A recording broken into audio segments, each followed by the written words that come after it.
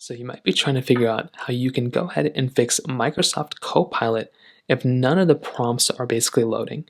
So Copilot is one of the more popular types of AI, assistants out there. It basically allows you to go through and basically, load up some prompts and ask it some prompts to basically, do things for you.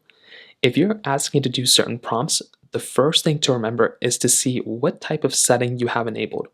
If you have quick responses or quick requests enabled, then it should go through and it should, spin out requests pretty fast and responses.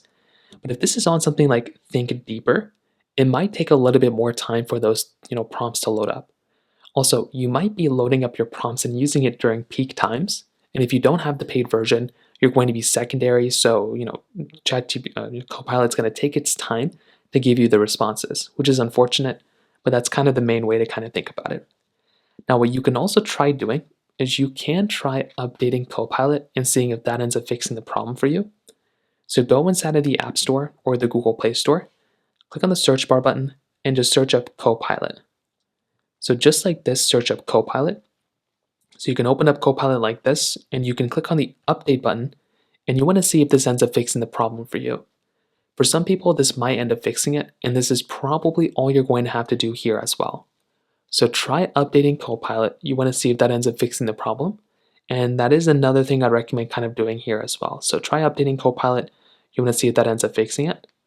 Now, if that still doesn't work, you might want to just double check and see if Copilot or Microsoft products are down.